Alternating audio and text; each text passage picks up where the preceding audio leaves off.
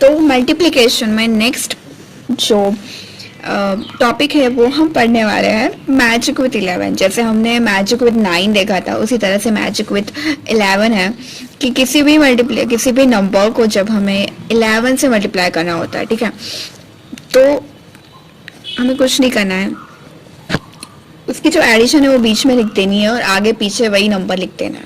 Like 56 okay into 11 है, तो हम क्या करेंगे, हमने 5 यहाँ पे लिख दिया, 6 यहाँ पे लिख दिया, एंड 6 प्लस 5 जो होता है दैट इज 11, राइट। तो 11 हमने बीच में लिख दिया and this is our answer. This is a magic with 11। Another thing हम ऐसे भी कर सकते हैं, मैजिक विद 11 ऐसे भी होता है कि हमें क्या करना है, ये जो 56 है उसके आगे और पीछे 0 लिख देना है, ठीक है। और अब यहाँ पे बैलेंसिंग रूल लगा देना, दोनों एक ही है, आप जिस भी तरह से करो आंसर तो वही आना है, बट हमें अगर क्लिक ना हो कौन सी, तो इसके लिए मैं ऑप्शनल है, ये सब मेथड्स हम इसीलिए पढ़ रहे हैं। तो देखिए 11 अगर है इंटू 11 है, ये क्या है 56 इंटू 11 है, तो हमने आगे और पीछे दोनों 0 लिख दिया, इसीलिए शायद इस मेथड को, इस टेक्निक को सैंडविच मल्टीप्लिकेशन ये भी कहता है, ठीक है। सैंडविच मतलब हमने सैंडविच कर दिया उस पर्टिकुलर नंबर को, सो 0 0 लिख दिया और यहाँ पे हमने बैलेंसिंग रूल लगा देना है एंड दैट्स इट। 0 प्लस 6 अगर हम लिखें तो 6 हो जाएगा, 6 प्लस 5 करें तो 11 का 1 आएगा, राइट। तो हम 1 लेंगे और 1 कैरी फॉरवर्ड होगा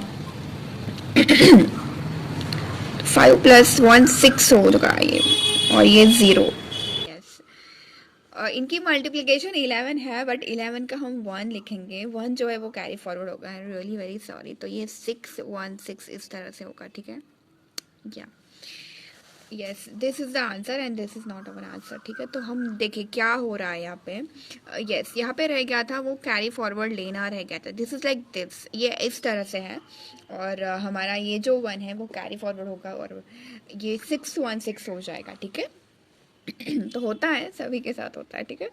तो अगर हम बात करें 5 9 2 इंटू 11, तो हमने सैंडविच मेथड की तरह अगर करा, किसी भी नंबर को हमें 11 से मल्टीप्लाई करना है, सैंडविच मेथड लगा देनी है। 592 हम आगे पीछे 0 लगा देंगे and we will do balancing rule. So 0 0 plus 2 ये हो गया 2, ये हो गया 11 का 1, 1 होगा कैरी, 5 प्लस 1 6 हो जाएगा एंड दैट्स इट।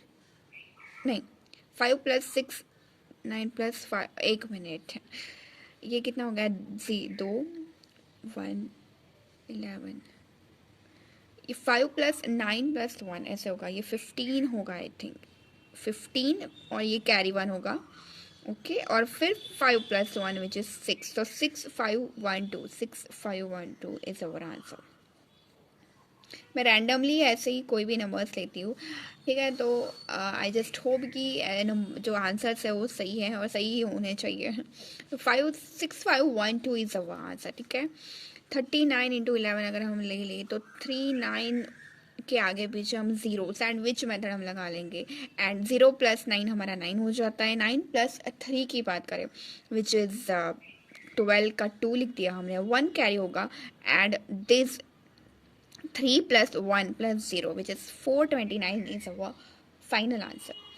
तो पहली जो मैंने मेथड आपको बताई थी वो एक्चुअली वर्क कैसे करती है, इट इज़ लाइक 39 के 3 लिख दिया हमने, हाँ यस ये 3 पार्ट्स करने हैं एंड उसके बाद हमें बैलेंसिंग रूल लगाना है। तो 3 लिख दिया, 9 लिख दिया एंड 3 प्लस 9 यहाँ पे लिख के हम बैलेंसिंग रूल लगाना, यस वो रह गया था। तो 3 प्लस अगर 9 करें तो हमारा आंसर आता है 12।